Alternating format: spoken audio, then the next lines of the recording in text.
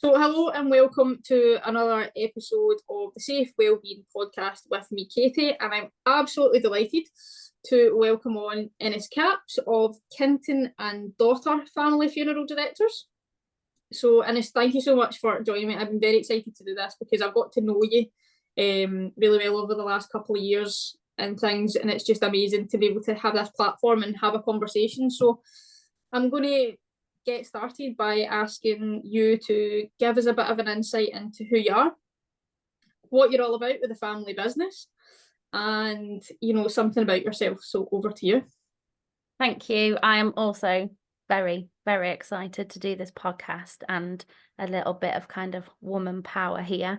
So I am a second generation, but I set the business up with my parents. But my parents are very much actively involved with the day-to-day running of the business, as am I. And we established the business in 2013, so relatively new still, because some funeral directors have been going for many, many years. And yeah, it's an incredible family atmosphere at my funeral directors, and I think that is what is important to say, is an atmosphere. We try and push that onto our families a little bit, like, come and join our family. So yeah, that's my family a little bit in regards to the business: mum, dad, me, but also my husband as well. So he came on board a couple of years ago, so really nice family dynamic. And a little bit about me: I've got two wonderful children, so I'm also a mama to them. And navigating, funeral directing, mum, wife, everything, it's a challenge, but it's wonderful. I think that sums it up amazingly well. And I think to start off the back of that, and obviously encouraging women power, being female, being in the profession, being fairly new, as you said, setting things up and being as active as parents are. What have been the positives and negatives to that from a woman's point of view that at points has affected how you felt in terms of your well-being? I think it's very hard when I'm trying to be authoritative. So if a situation arises and I have got 4 older men stood in front of me and I'm wearing that top hat, and I have got the say, I know I've got the say, because when you are conducting that funeral, you are in charge, because that family are going to turn to you if something goes wrong. That family are going to turn to you if something goes right. So I think being a female and standing in front of mainly men, and it is in my team. I have one lady, but she's unfortunately only 4'11", so she doesn't carry coffins with my other gentlemen. She drives on the funerals sometimes, but she definitely isn't a bearer. So I think the authoritative side can be really, really difficult because, yes, I'm younger, but I'm also a female. And some of these gentlemen are still of that older generation of women don't tell me what to do. And even though I'm not telling them what to do in a sense of you need to do this, this, and this, I am saying, can you please take those flowers and take them down to the grave for me? So there is this kind of, is she telling me what to do, or is it just part of a job? Does that make sense? Yeah, yes. So in my case, yes, it does. Yeah, yes. So I think for me, the biggest thing is authority, and trust then comes with that. For the men to then trust my decision as a female. So for your well-being, do you feel that you're constantly searching for that trust with them? Yes, constantly searching for trust. I'm constantly searching for a little bit of reassurance. I'm constantly questioning. I'm constantly thinking about how I'm wording things. All these things go through my mind sometimes. And on top of that, sometimes I'm having to say this to my own dad. Wow. So my dad sometimes is my driver. My dad sometimes, I'm wearing the conductor's outfit, he's my driver. And essentially, yes, you have that conversation with your driver. We want to take this route to the crematorium. But if something happens on the way to that crematorium, whose decision is it? Dad, daughter, or conductor and driver? Yep. So I could relate to that. I'm kind of nodding here and laughing to myself because, yes, as much as I never set up any business with both my parents, I would probably say that our fathers, as well as who's in charge at certain points, throughout the years, yes, it's made, how do you put it? It's made some things very challenging. And I think you're right, you start overthinking things, you almost start like sweating and your shoulders go up, and you don't realise it's affecting you as much in your own well-being. And I think, coming on to the next point that I put here, when I was thinking about how we could do, especially from a woman's point of view, and the difficulty that it is, even today, it's so difficult. The challenges that you faced with that. How important is your well-being to you as mum, wife, navigating, everything that you've got to carry on your shoulders, as well as being who you are as the conductor of a funeral, the one wearing the top hat? It should be more important than I make it. So I am 100% guilty of not making myself a priority, because I don't make myself a priority in my job. Because yes, I'm wearing a top hat, and sometimes I might be a driver, sometimes I might be a bearer, but essentially the only person that's really important is the person that's in the coffin and the family. So again, I'm not priority. And I think that then just cascades to the rest of kind of my life, if that makes sense. So sometimes as a mum, you're not priority, your kids are. Yeah. As a wife, you always think about your husband and, things like that. And you're thinking about doing things together as a family. So there are moments, I think, that I look at myself and I think, have you thought about yourself recently? Have you kind of taken a step back and asked yourself how you are? Because you've just done 2 weeks back to back, 3 funerals a day, because for whatever reason, you've had to do that many funerals. You've also been to dance, been to swimming. And then also on top of that, I now have a lovely newborn. So I am 100%, as we kind of sit talking together now, my well-being always gets pushed backwards. It always does. But I think that other people can relate to that with being a funeral director, because as a funeral director, straight away, yes, you're important, but you're not priority. Yeah.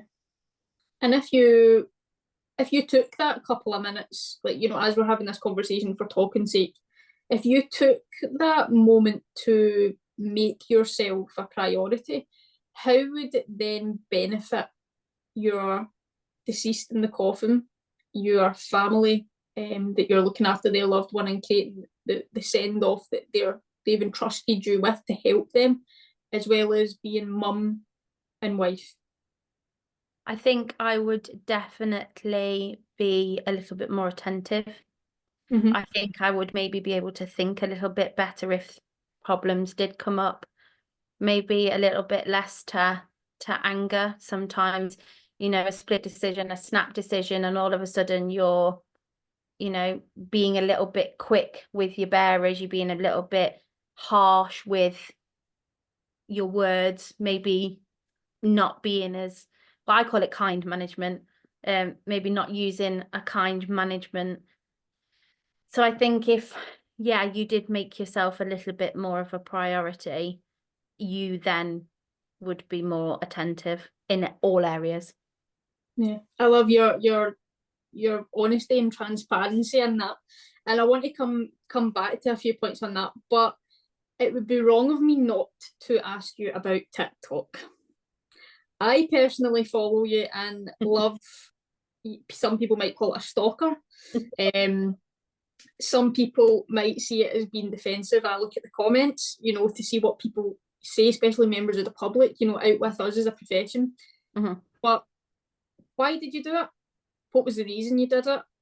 How did it come about of creating all these different videos and putting it across in the right way, and the benefits that it's given, but also the challenges that you've faced with it that has caused you anything in relation to your mental health, got you down, or the pressure of keeping it up, because you're very regular with it, as well as being everybody else who you need to be. Yeah. So it came about because, again, after the world paused for a few months, I saw loads of people going, I'm going to take the plunge and I'm going to do something that is a little bit outside my comfort zone. I thought, And then I saw another video of somebody else doing something like, I've really wanted to do this for so long, and I've never ever got the confidence to do it. And I had just started going back to work after everything that had happened and having my first child. And I just thought, if I'm going to do this, do it and just be you. People are going to like it. Some people aren't going to like it. But I just thought, why don't we talk about funerals more? Why do we make it a taboo subject? Because for me, it's my life. It's a vocation that I committed myself to. And I talk about it all the time. So why can't I talk about it on a platform? So I started it up, and my first video is basically saying, I finally plucked up the courage to do this. And then I put my hand over the screen, take my hand away, and I'm in my conducting uniform. Yep. And I literally say, hi, my name's Inez and I'm a funeral director in the UK. And it just received some really, really good comments. And I thought, oh, okay, maybe this is going to go well for me. And wholeheartedly, it's been a great journey so far. I've hardly had any kind of negative comments. Some people have put, oh, that was quite distressing to see. But on all of my videos, I do put a disclaimer. I do put a sensitivity, because I understand this isn't people's normal. It is my normal, your normal. We do deal with this every single day. But it doesn't mean to say that we have desensitized from it, or that we've become numb to it. It's just that this is our day to day. So I started making more videos about things like the vehicles and just me wearing my top hat, and it just started getting more and more traction. And before I knew it, I'd hit 12,000 followers, and I was like, amazing. There's 12,000 people that want to watch me. So then I thought, right, I'm just going to show behind the scenes and always make sure that I'm informative, educational, and precise with what I'm saying. And that's just kind of where the theme of my videos came from. And then now I'm just about to hit 95,000 followers. Amazing. That is unbelievable, but yet believable. I think from watching from your early days as well. Yeah, I do sound like a stalker, but I don't mean it in that sense of that. But when you're talking about it and the smile on your face, for anyone listening who can't see me and Ennis at the moment, smiling from ear to ear. And I think what I wanted to touch on and, talk about it, but has it given you something to allow you to focus on and give you a boost to your well-being by doing it because you enjoy, educating, not just, again, any of us within the profession and the industry, whatever our role is, but also the wider world to have a better understanding of what we do? Yeah, I do. And I do get joy from doing them. Like you, mentioned before, you know, has it been a little bit kind of taxing doing the videos? And I do post quite regularly. Obviously, I did have a little bit of a break because during my second pregnancy, I was extremely poorly. So I did have a break, and luckily, I didn't lose followers. I still tried to post if I could, but I did have a small break. But that break was good for my mental health, definitely. But also I physically just couldn't post any videos.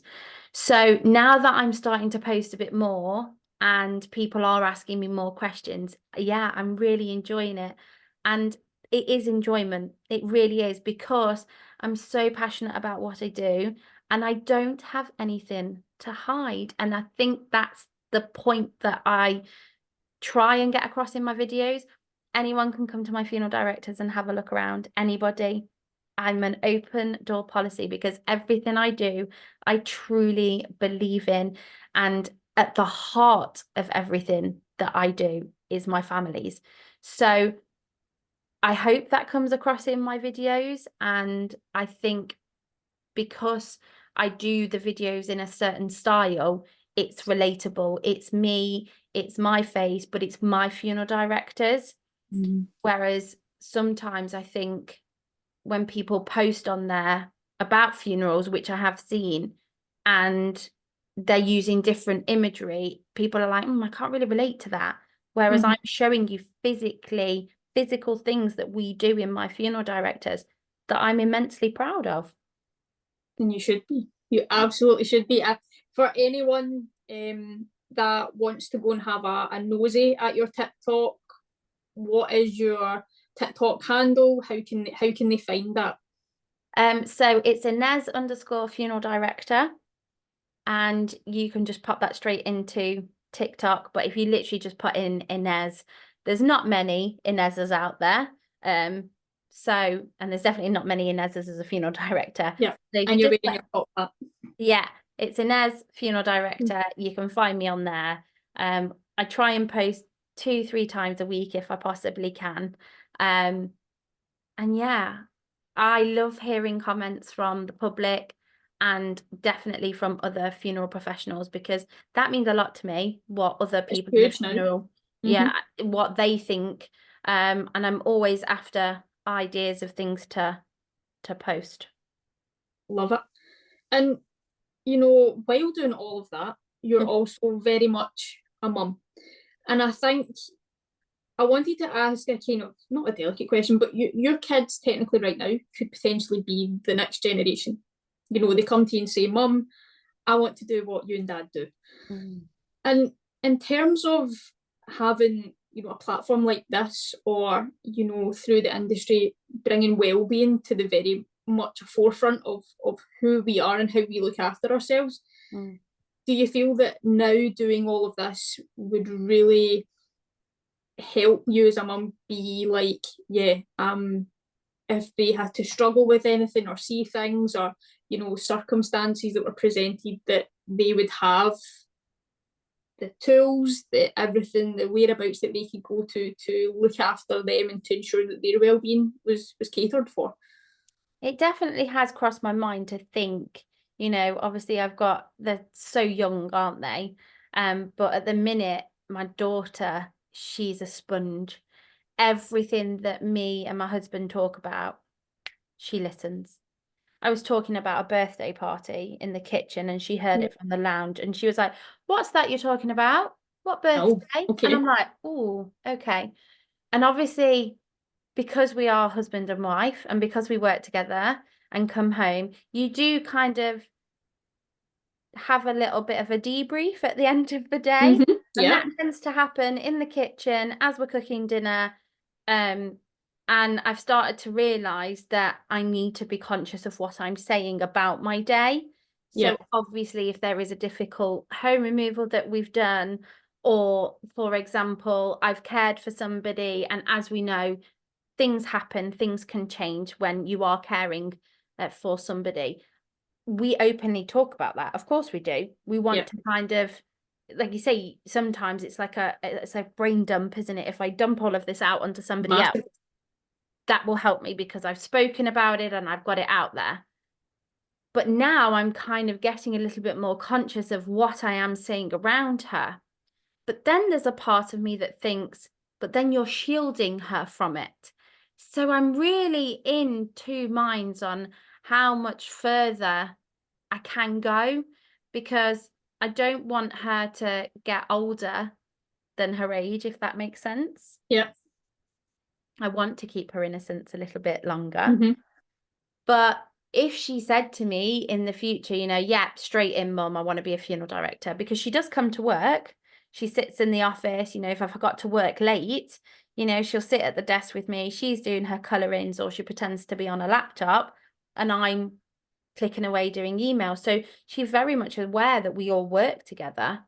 So if she said, I'm coming on board, I instantly think I would be straight away, well, you're going to have a hobby to make sure that you've got something to go to after work. Yeah. We're going to have rules in place where, yes, we can come home and discuss work, but after a certain time, I'm mum, your daughter, not Mm-hmm. colleagues. Yep. And I definitely think I would be a little bit more delicate with her, maybe delicate because she's a woman. Okay. Whereas if it was Yep. my son, I think I'd be like, yeah, go on, straight in. Yeah. So then, okay, let me put it back to you then. Let's dive into that a little bit more. That's a really valid point. So Hallie comes to you and says, Mum, I want to come on board. And you then be like, okay, I want to protect you as Hallie the woman, not as Hallie the little girl you want. Yep. Yep. Yeah. And how do you prepare her? How do you prepare that female, that lady, that woman to deal with difficulty, deal with challenge, but ensure that she is looked after no matter what?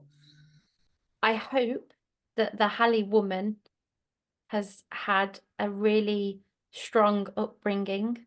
Yeah. I hope that what I'm doing now gives her the strongest of backbones Yeah. to be an absolutely confident person, as well as having that sensitive soul that she's already clearly got. Yeah. So I think, and I hope that I'm trying to do it from now, so that Mm-hmm. when the Hallie, the woman, does come to me, that she's there and she knows she is strong enough. If I thought she wasn't strong enough, then I think I would have to have a conversation with her and say, you do know that this is a completely life-consuming job, because Yeah. it is. Yeah. It's a There's no, lifestyle. it is. There's no section of you that isn't touched Mm-hmm. by being a funeral director. And I think I would just have to go from her then, because Hallie's such a sensitive soul now.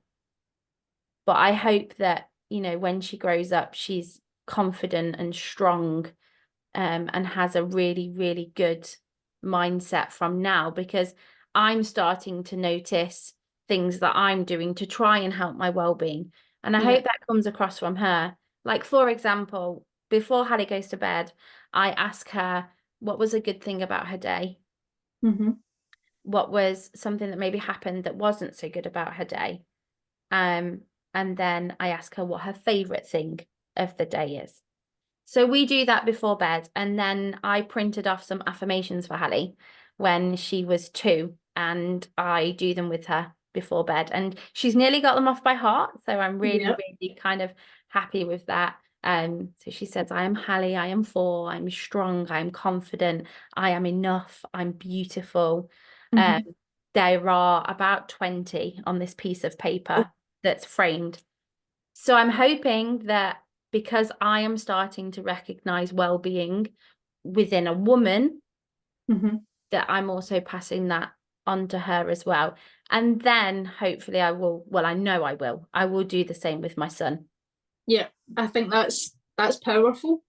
And affirmations are a really nice way. They're always a good way alongside what you're grateful for. I think the way that you do it, you know, what's your favourite part of the day? you know, what's a high and low sort of moment. And Yeah. coming off the back of that then, you know, how do you look after yourself as a woman in the industry? How do you deal with the negativity of the first instance of being a woman within the industry, still very much male dominated, even though it is changing, and being regarded as not as strong as a man, or, you know, we want a man, we don't want a woman. How does that feel? How have you got and navigated through that? Because I can honestly, hand on heart, say at times it has been so challenging to the point where you do want to give up. It's not worth it.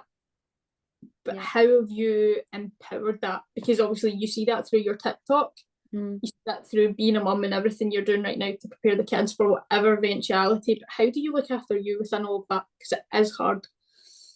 I would say definitely, I don't know, because I've not quite got there yet. Okay. And that's being really, really truthfully honest. I don't think I've quite got there yet. I've started doing things, you know, with the kids that I should have been doing myself a long time ago.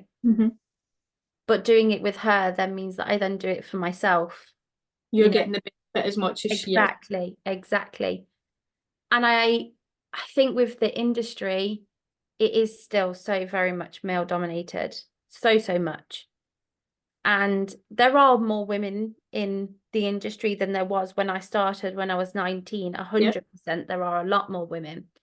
But it's just seen as a man's job. It's just seen, you know, as a older generational thing. And I think we've just got to continue pushing, as we are really, with being so positive about a woman in a male dominated industry.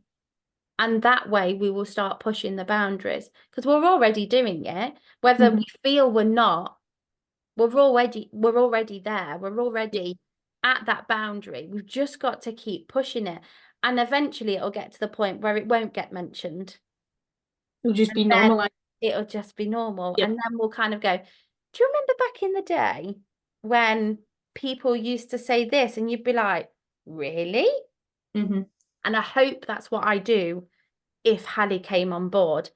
I would say to her, well, back when I started, this happened, or that used to happen.